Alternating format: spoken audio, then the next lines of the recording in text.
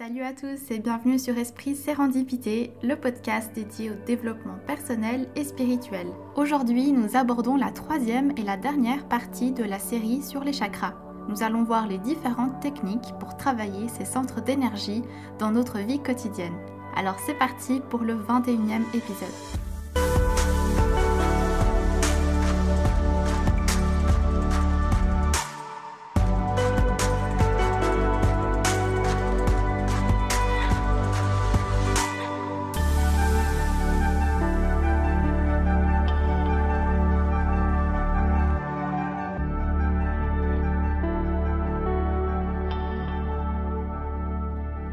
Bienvenue dans ce 21e épisode, je suis contente de vous retrouver pour cette troisième et dernière partie de la mini-série des chakras. Pour conclure notre découverte de ces centres d'énergie, j'aimerais vous proposer différentes manières de travailler avec vos chakras dans votre vie quotidienne. Alors on va surtout se focaliser sur les 7 chakras de base, parce que les 5 nouveaux qu'on a vus la dernière fois sont généralement maîtrisés beaucoup plus tard dans la vie et uniquement lorsque l'on maîtrise vraiment bien ces 7 premiers chakras de base. Si jamais pour cet épisode aussi, je vais ajouter des petites images pour accompagner mes explications. Donc si vous êtes plus à l'aise à avoir un support visuel, n'hésitez pas à aller écouter cet épisode sur YouTube. Sinon, l'écouter en podcast, ça va très bien aussi. Donc, si vous le voulez bien, commençons à voir les différentes manières de travailler les chakras.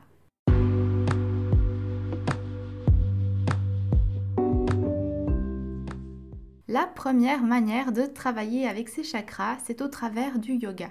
Pour ceux qui en pratiquent régulièrement, vous devez vous rendre compte à quel point on peut ressentir l'énergie circuler dans tout notre corps. Eh bien, il existe des postures pour chaque chakra aussi. Je vais vous en proposer 7, une pour chaque chakra. Pour les novices ou ceux qui ne pratiquent pas le yoga régulièrement, je vais mettre sur YouTube une image de la posture afin que vous puissiez voir de quoi ça a l'air si vous voulez la reproduire chez vous. Je ne vais pas la décrire ni vous dire comment la faire parce que je ne suis pas professeure de yoga et si vous n'avez jamais effectué ces postures auparavant, je préfère ne pas vous donner de mauvaises indications. Alors, la première posture est celle de la montagne. Elle va se rapporter au chakra racine, au chakra rouge. La deuxième posture est celle du papillon. Elle se rapporte au chakra sacré, au chakra orange. La troisième posture est celle du chameau. Elle est liée au chakra du plexus solaire, le chakra jaune. La quatrième posture est celle du sphinx. Elle se rapporte au chakra du cœur, le chakra vert. La cinquième posture est celle du poisson.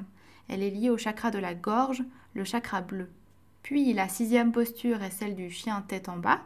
Elle va se rapporter au chakra du troisième œil, le chakra bleu foncé. Et enfin, la dernière posture est celle qui se rapporte au chakra coronal, le chakra violet au-dessus de la tête. Et celle-ci est une posture d'étirement du dos. Si vous pratiquez ces postures régulièrement, vous soutiendrez en fait l'énergie de vos chakras et si vous sentez un chakra plus affaibli qu'un autre, alors vous pouvez passer plus de temps sur la posture correspondante. Je vais du coup pas trop m'étendre sur la partie yoga parce que c'est difficile en fait de vous expliquer exactement comment faire les postures comme quand je vous l'ai dit, je ne suis pas professeure de yoga et sans vous le montrer en vidéo, c'est très compliqué. Mais aidez-vous justement des photos que j'ai mises pour reproduire et si jamais sur internet vous trouverez sans problème des tutos de yoga pour vous accompagner dans votre pratique. La deuxième manière de travailler avec ces chakras est d'apprendre à les ressentir avant de dormir. Là aussi, c'est un enchaînement qui peut se faire lorsque vous vous apprêtez à dormir quand vous êtes déjà dans votre lit. C'est vraiment un exercice hyper bénéfique si vous avez du mal à vous endormir parce que ça va vous permettre de vous décontracter et ça libère les tensions et aussi ça focalise votre esprit sur vos sensations. Je l'ai fait personnellement et j'aime beaucoup la façon dont ça m'a fait rentrer dans le sommeil. Donc si évidemment vous vous endormez avant de l'avoir fini, c'est pas grave. L'exercice est très simple, vous allez simplement poser vos mains sur les différents chakras durant quelques secondes. Par exemple, commencez par le chakra racine, posez vos mains à cet endroit, puis restez quelques instants sans bouger, respirez doucement et vous pouvez imaginer une énergie rouge puissante qui irradie de vos mains vers toute la zone du bas-ventre, vers votre chakra racine. Puis quand vous êtes prêt, vous pouvez remonter au chakra sacré et faire le même exercice avec la couleur correspondante. Et ainsi de suite jusqu'au chakra coronal. À la fin, vous pouvez simplement laisser vos bras tranquillement le long de votre corps, détendus et l'esprit en paix en ressentant l'équilibre de tous vos chakras. Si vous êtes tenté, vraiment faites-le ce soir avant de vous endormir parce que moi vraiment ça m'a vraiment relaxée. La troisième manière de travailler avec vos chakras, c'est avec l'aromathérapie. Je ne sais pas si vous connaissez l'aromathérapie, mais c'est en gros l'utilisation d'huiles essentielles pour améliorer la santé et le bien-être. Les huiles essentielles sont des huiles extraites de fleurs, d'herbes, de fruits, de bois ou de racines très concentrées. Elles sont vraiment utiles pour apaiser l'esprit, les tensions physiques, les émotions, etc. Donc c'est vraiment un outil idéal pour équilibrer et stimuler les chakras. À chaque chakra, il y a une huile essentielle qui s'y rapporte. Je vous rappelle juste que les huiles essentielles sont très puissantes, très concentrées et même si c'est naturel, il faut faire attention à comment on les utilise. Donc toujours demander conseil à votre droguiste, votre naturopathe ou votre pharmacien, pharmacienne pour être sûr de faire juste. Dans tous les cas, dites-vous qu'il faut toujours les utiliser diluées dans une huile végétale comme de l'huile de jojoba, l'huile de noisette, etc. Par exemple en massage. Donc pour le chakra racine, l'huile essentielle de benjoin peut s'appliquer au bas de la colonne vertébrale. L'huile essentielle de vétiver et celle de gingembre aussi, toujours diluées, comme je l'ai dit, dans de l'huile végétale. Vous pouvez par exemple mettre de l'huile végétale au creux de votre main, une goutte d'huile essentielle de votre choix, et puis ensuite vous massez la partie concernée du chakra. Pour le chakra sacré, l'huile essentielle de bois de santal peut s'appliquer aussi diluée juste au-dessus du nombril. L'huile essentielle de jasmin et d'orange également. Pour le chakra du plexus solaire, l'huile essentielle de citron est très bien. Elle peut s'appliquer juste au-dessous des côtes, de même que les huiles essentielles de cèdre de l'Atlas et d'eucalyptus, diluées évidemment. Pour le chakra du cœur, l'huile essentielle de rose peut s'appliquer diluée au milieu de la poitrine, de même que les huiles essentielles de pamplemousse ou orange amère. Le chakra de la gorge est représenté par l'huile essentielle de camomille à appliquer diluée au bas du cou, comme les huiles essentielles de bergamote et d'eucalyptus citronné. Le chakra du troisième œil, lui, est représenté par l'huile essentielle d'encens à appliquer diluée sur le front, entre les sourcils. Par contre, attention à rester bien loin des yeux. L'huile essentielle de myrte et mandarine sont aussi indiquées pour ce chakra. Et enfin, pour le chakra coronal, l'huile essentielle de lavande est top. L'huile essentielle de néroli et de géranium aussi, toujours diluée. Vous pouvez l'appliquer sur le sommet de la tête. Et la lavande, si jamais, ça aide beaucoup à dormir. Donc si jamais, je vous la conseille. Donc ces techniques d'utiliser les huiles essentielles pour travailler avec les chakras, ça vient de l'Ayurveda. C'est la médecine traditionnelle de l'Inde. Et du coup, appliquer ces huiles essentielles sur les chakras, ça peut notamment les aider à les ouvrir, à les revigorer au niveau de l'énergie, à les apaiser, etc. La quatrième manière de travailler avec vos chakras, c'est avec la lithothérapie. La lithothérapie, c'est en fait l'utilisation de cristaux pour améliorer notre bien-être et notre état émotionnel. Il y a des pierres attribuées à chaque chakra également. Par exemple, pour le chakra racine, c'est la jaspe rouge qui est utilisée. Pour le chakra sacré, c'est l'ambre. Le chakra du plexus solaire, c'est la citrine. Pour le chakra du cœur, c'est le quartz rose ou bien l'aventurine. Le chakra de la gorge, c'est l'agate bleue. Le chakra du troisième œil, c'est le lapis lazuli. Et le chakra coronal, c'est l'améthyste ou le quartz clair. C'est très facile à se souvenir parce que les pierres portent la couleur du chakra auquel elles correspondent et vous pouvez les utiliser de différentes manières. Par exemple, lorsque vous méditez, vous pouvez prendre dans vos mains la pierre qui vous intéresse, fermer les yeux et vous concentrer. Vous pourrez parfois remarquer des fourmillements ou bien des picotements dans vos mains ou ailleurs dans votre corps. Et vous pouvez aussi attribuer une affirmation à chaque pierre, comme par exemple le cristal pour le chakra du cœur, le quartz rose ou l'aventurine. Vous pouvez dire « cette pierre est pure réflexion de lumière et d'amour » et méditer là-dessus en faisant attention à vos sensations dans votre corps. Si vous préférez, vous pouvez mettre aussi la pierre de votre choix dans l'eau de votre bain pour que son énergie se diffuse. Mais vous pouvez dormir avec un cristal sous votre oreiller, par exemple une améthyste qui peut apaiser votre sommeil. Et autrement, vous pouvez également vous coucher sur le dos, puis placer sur chaque chakra la pierre correspondante. Et vous pouvez méditer sur les différentes sensations que vous ressentirez avec toutes ces pierres. Je ne vais pas rentrer plus en détail dans la lithothérapie et son utilisation parce que je compte faire un épisode entièrement dédié à ce sujet dans les prochaines semaines. Donc si ça vous intéresse, n'hésitez pas à vous abonner, comme ça vous êtes sûr de ne pas louper l'épisode quand il sortira. Autrement, juste pour vous procurer les pierres, sachez qu'il y a vraiment des boutiques spécialisées dans la lithothérapie qui vendent vraiment toutes les pierres possibles et imaginables. Essayez vraiment d'aller dans une boutique qui est spécialisée là-dedans parce que c'est souvent des boutiques qui ont des fournisseurs vraiment respectueux de l'environnement, mais qui vendent aussi des pierres de qualité parce que ça c'est important pour pas vous retrouver en fait avec des pierres, des fausses pierres. Donc renseignez-vous bien sur la boutique dans laquelle vous allez acheter vos pierres. La 5e manière de travailler avec vos chakras, c'est au travers des couleurs.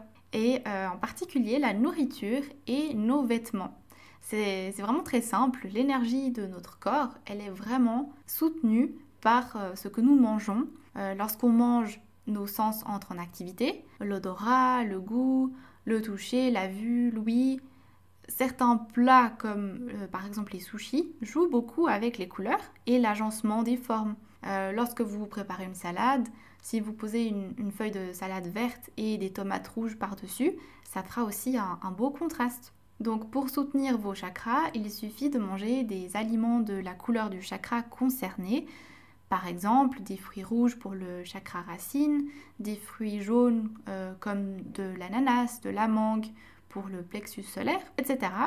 Donc voilà pourquoi c'est important d'avoir de la nourriture riche en énergie dans nos plats et pas juste de la nourriture préparée. Les vêtements que vous portez aussi au long de la journée changent très souvent notre énergie.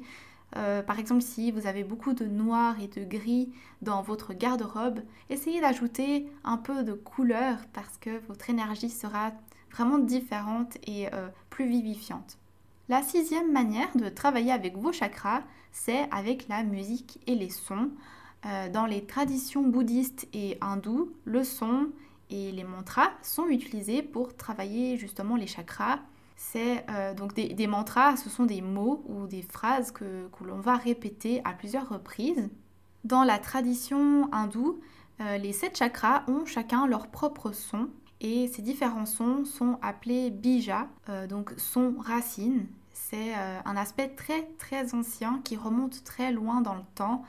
Il s'agit en fait de syllabes exprimées par la voix dans une résonance spécifique qui conduit vers une vibration spirituelle.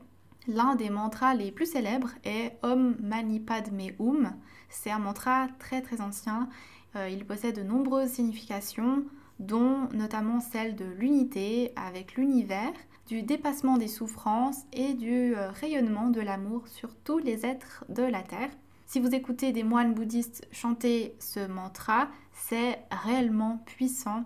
C'est un mantra qui vient des hautes montagnes du Tibet et il a été chanté des millions de fois au fil des siècles, ce qui donne encore plus de sens et de puissance.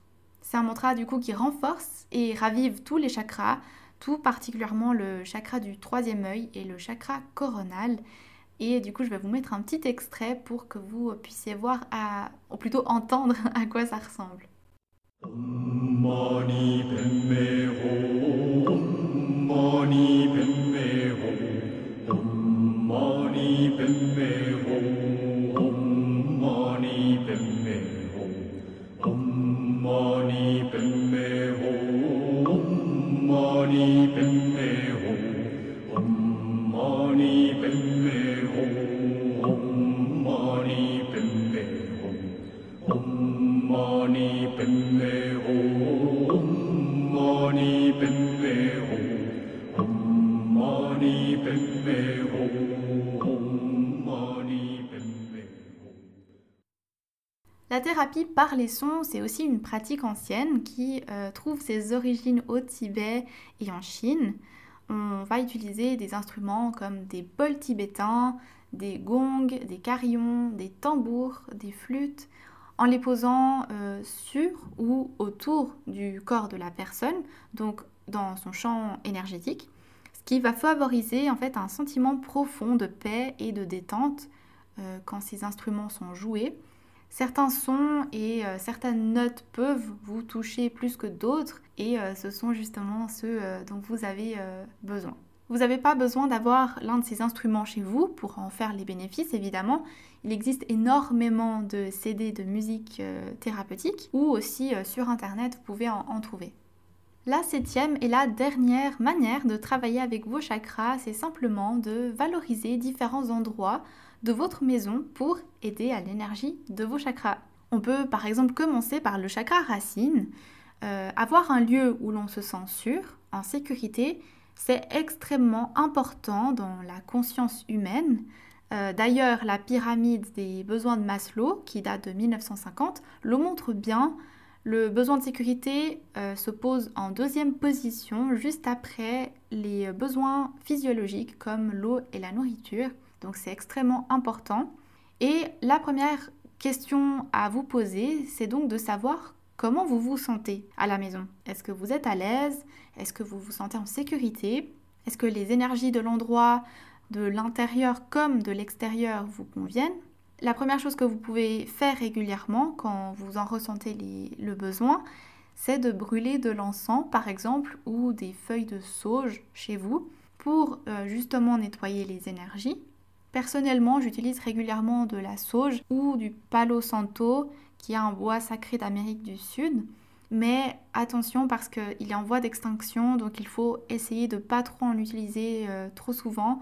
Ou alors faites vraiment en sorte de vous en procurer chez des gens respectueux de cet arbre. Moi j'ai 2 petits bouts de bois de palo santo à la maison et je les utilise tellement avec parcimonie parce que j'y tiens vraiment.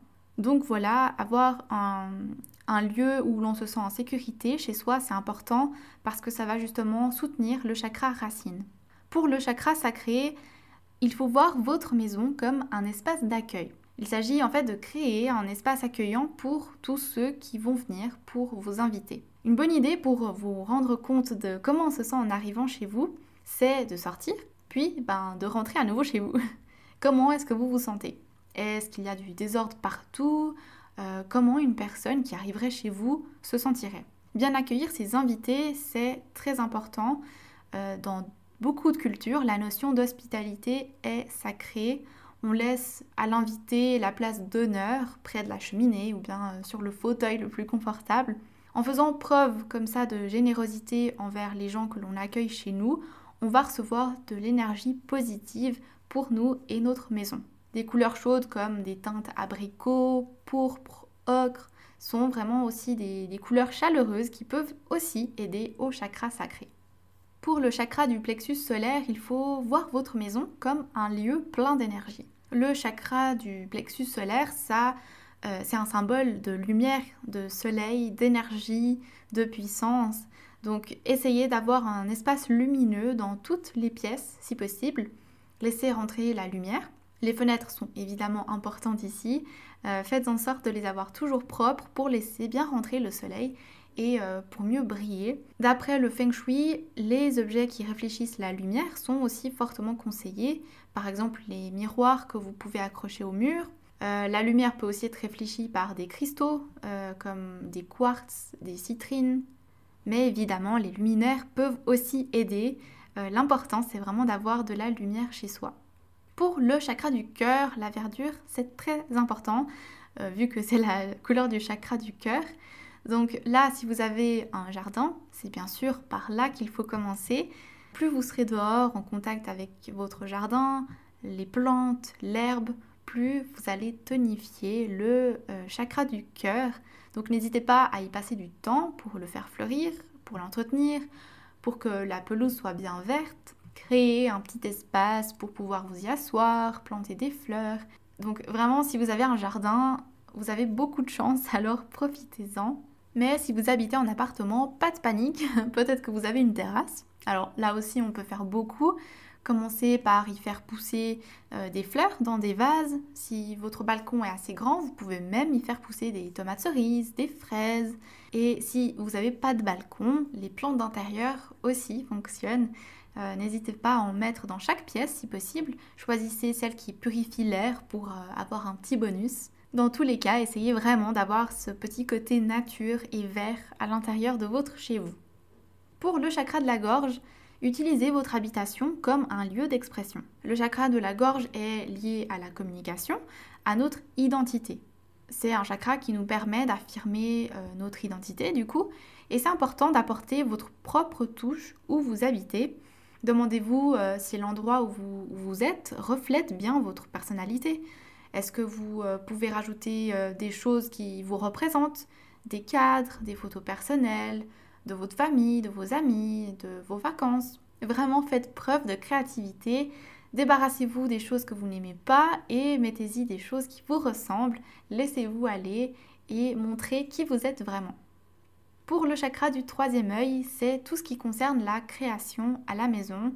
Revigorer le chakra du troisième œil, c'est aussi se sentir inspiré, créatif. Donc essayez d'avoir des coins de création dans votre maison.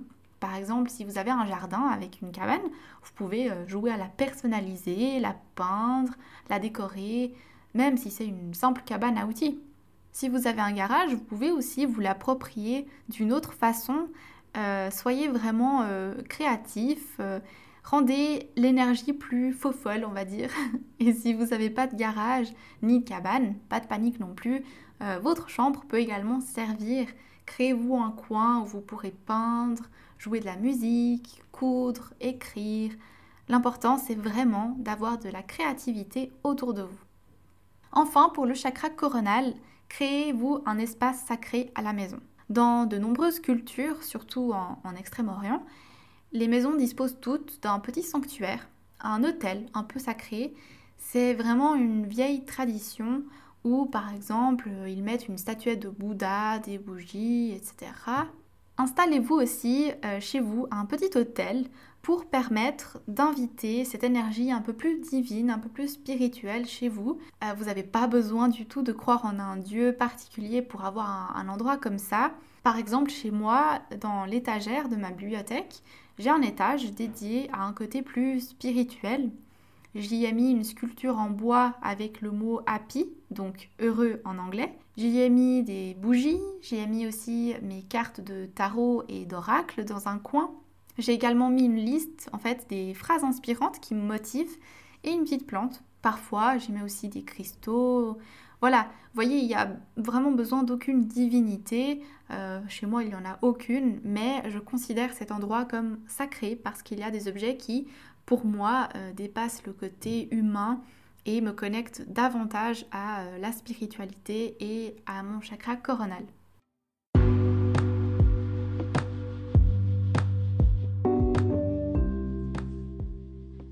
Voilà, on est arrivé au bout de cette mini-série sur les chakras. J'espère dans tous les cas qu'elle vous a fait du bien, que vous avez appris plein de choses et que cela vous donne envie d'apprendre encore plus à découvrir ces centres d'énergie. Prendre conscience de nos chakras et travailler avec eux, c'est vraiment une bonne manière de donner du sens spirituel à notre vie. Et c'est sûr que ça peut sembler un peu difficile de se lancer dans la découverte et le travail avec les chakras, mais comme dans tous les voyages, le principal, c'est de faire le premier pas. Pour toute cette série, je me suis énormément inspirée du livre de Jenny Harding qui s'appelle Le petit guide complet des chakras. J'ai vraiment en fait suivi la structure de ce livre parce que je le trouve extrêmement bien expliqué. C'est un petit guide, mais alors sincèrement, il est extrêmement complet à mes yeux. Et en plus, bon, j'ai évidemment regardé des documentaires et puis aussi regardé d'autres blogs sur internet, mais vraiment ce livre m'a donné les informations les plus pertinentes et simples à comprendre. Donc je vous noterai le nom dans la barre de description aussi. En tout cas, si cette série vous a plu, n'hésitez pas à me laisser un like et à vous abonner si ce n'est pas déjà fait. N'oubliez pas que vous pouvez retrouver Esprit Sérendipité sur Instagram. J'y partage non seulement des extraits d'épisodes, mais également les lectures inspirantes qui me servent pour créer mes podcasts et qui sont de bons outils si vous voulez aller plus en profondeur dans les sujets que j'aborde. Vous retrouverez également Esprit Sérendipité sur YouTube, Spotify, Apple Podcasts et toutes les autres plateformes de podcasts. Et puis sur ce, on se retrouve la semaine prochaine. Merci beaucoup d'avoir suivi cette mini-série. D'ici là, prenez soin de vous et à bientôt.